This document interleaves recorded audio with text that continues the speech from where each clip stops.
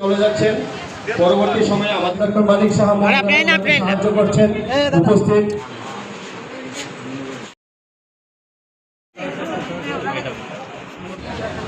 অতিথিদের বরণ করার জন্য বিষয়ে আমরা ফাইনাল ডিসিশন নিই। তখন কিন্তু প্রথম আসে তার হিমোগ্লোবিন কত, এনিমিক পেশেন্ট কিনা, হাতের কাছে সে ব্লাড তৈরি আছে কিনা, ওটিতে নাপার সময় বুঝতে হয় যে অ্যাটলিস্ট দুটো ইউনিট নিয়ে ওটিতে যেতে হয়। তাছাড়া বিভিন্ন ক্যান্সার রোগী, বিভিন্ন এনিমিক পেশেন্ট, বিভিন্ন কারণে যে এনিমিক কন্ডিশন দাঁড়ায়, এনিমিয়া পেশেন্ট, থ্যালাসেমিয়া থেকে আরম্ভ করে বিভিন্ন কারণে রক্তের প্রয়োজন। কোভিডের সময় আমরা দেখেছি রক্তের স্বল্পতা, সেখানেও সমস্ত মানুষ আমাদের বিশেষ করে ত্রিপুরাবাসী সামনের দিকে এসে একটা রেনেসাস আমাদের ত্রিপুরাতে দেখা গেছে। এবং সবসময় ত্রিপুরার মানুষ, আমরা সবসময় জানি যে কোনো বিপদে পড়লে মানুষ এগিয়ে আসে। সেই মানবতার পরিচয় আমাদের ত্রিপুরাবাসীরা সবসময় দেখায়। তো আজকে এখানে 9 জনের যে এখানে যারা স্বেচ্ছা রক্তদান করতে এসছেন, তাদেরকে আমি অবশ্যই ধন্যবাদ দেব। ওনাদের মাধ্যমে মানুষ আরও উদ্বুদ্ধ হবে, ইয়াং জেনারেশন বিশেষ করে তারা এগিয়ে আসবে। আমরা জানি 18 বছর থেকে 60 বছর পর্যন্ত যারা নিয়মিত রক্তদান করে, তারা ইচ্ছে করলে 65 বছর পর্যন্ত রক্ত দিতে পারে। আমরা এটাও জানি যে রক্তের যে component RBC, WBC, platelets, plasma. আজকে আমি নিউজ পেপারে দেখেছি, এক জায়গায় আমি বলার পর দেখলাম এটা ওরা পেপারে ছাপিয়েছে যে একজন মুমূর্ষ ব্যক্তির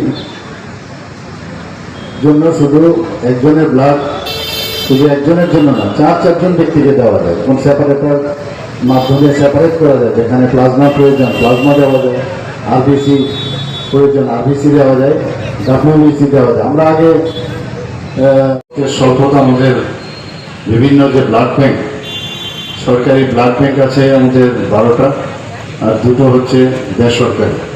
সেখানে ব্লাডের স্বল্পতা যখন দেখা গেল নির্বাচনের কারণে, বিধানসভার যে নির্বাচন 2 মাস লাগাতার সব ব্যস্ত ছিল, তো সেই কারণে সেখানে ব্লাডের ব্লাড ব্যাংকে যে স্বল্পতা দেখা দিয়েছিল, আমি আহ্বান করেছিলাম সমস্ত ত্রিপুরাবাসীর কাছে যেন ওনারা এগিয়ে আসেন এবং এই ধরনের মানবতার যে পরিচয় ব্লাড ডোনেশন করে সেটা দেওয়ার জন্য আবেদন করেছিলাম। এবং এই আবেদনে সাড়া দিয়ে সমস্ত ত্রিপুরা প্রতিটি জায়গায়, স্কুল, কলেজ, বিভিন্ন সংস্থা, বিভিন্ন যে রাজনৈতিক পার্টি, তারাও সবাই চলে এসছে, এগিয়ে এসছে এবং এই ব্লাড ডোনেশনে তারা ভর্তি হয়েছে। আমরা সবাই জানি যে বিভিন্ন দানের কথা, এর মধ্যে রক্তদান সর্বোচ্চ। আমরা কাল ল্যান্সেনের কথা আমাদের মনে পড়ে যে উনি যখন ব্লাড গ্রুপ উনি বের করেছিলেন, তারপরে কিন্তু ব্লাড দেওয়ার যে সুযোগ, মানুষকে বাঁচিয়ে রাখার যে সুযোগ, ওনার কারণে কিন্তু সেটা সম্ভব হয়েছে। একজন ব্যক্তি একটা ইনস্টিটিউশন হয় এবং এই ধরনের যারা ভিএনআর, উনি একজন সায়েন্টিস্ট ছিলেন, ওনাকে স্মরণ করতেই হয়। এবং ফাদার অফ ব্লাড ট্রান্সফিউশনও বলা হয়। আমাদের যে ব্লাড গ্রুপ, আমরা এবিও এবং এবি, এই গ্রুপে আমরা জানি। এর মধ্যে আবার positive, negative, RS positive, H negative, অর্থাৎ 8টা গ্রুপ আছে আমাদের ব্লাডে। আমরা সবাই জানি ইউনিভার্সাল ডোনার হচ্ছে, এবং আমাদের মধ্যে উদ্বুদ্ধ রক্ত থাকে। এবং শরীর, আমরা যদি ব্লাড দিই তাহলে নিজের শরীরের জন্য ভালো, এবং সাথে সাথে রক্ত তৈরি হতে থাকে। 3 দিন থেকে আমাদের 21 দিনের মধ্যে সমস্ত সেলগুলো আবার তৈরি হতে থাকে। প্লাজমা থেকে আরম্ভ করে তাড়াতাড়ি প্লাজমা হয়, কিন্তু অন্যান্য সেলগুলো তৈরি হয়। কাজেই রক্তদানে অনেকে একটা ভীতির সঞ্চার আছে। আমি যখন দেখি, এখানে আজকেও দেখলাম কয়েকজন যারা রক্তদাতা, ওনারা বলছিলেন যে আমি 8 বার দিয়েছি, 9 বার দিয়েছি, এরকম সত্যি ভালো লাগে শুনতে। এবং আমি বহু জায়গায় গেছি, এরকম দেখা গেছে যে 35 বার দিয়েছে, 40 বার দিয়েছে।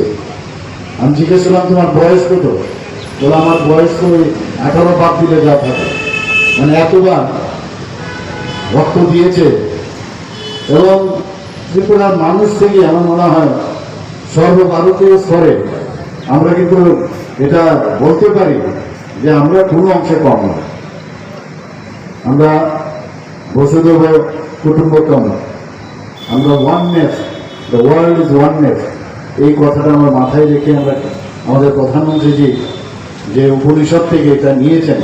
আপনারা জানেন যে আমাদের একটু তাড়াতাড়ি যেতে হবে, কারণ সেখানে বিভিন্ন যে G20, আমরা এখানে জি সায়েন্স 20, অর্থাৎ বিভিন্ন দেশের থেকে এবং আমাদের ভারতবর্ষের বিভিন্ন সায়েন্টিস্টরা এসেছেন। কালকেও আমাদের সাথে আমার কথা হয়েছে, রিনিউয়েবল এনার্জি নিয়ে কথা হবে, গ্রিন হাইড্রোজেনকে নিয়ে কথা হচ্ছে এখানে, আমরা বায়োমাস নিয়ে কথা হচ্ছে।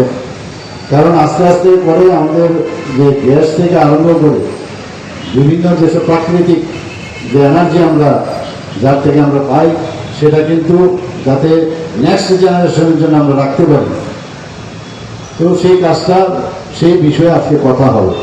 আমরা সেই দিক দিয়ে বলতে গেলে যে সোলার এনার্জি, বায়োমাস, হাইড্রোজেন, তো আমরা সোলার এনার্জির মাধ্যমে ইলেকট্রিসিটি আমরা প্রডিউস করছি, তো সেই বিষয়ে আজকে কাজ করছি আমরা এখানে।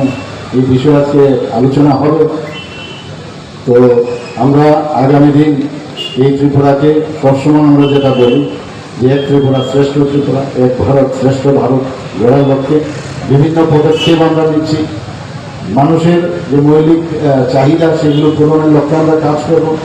এবং আবার আমি এই নর্থ যে ড্রোন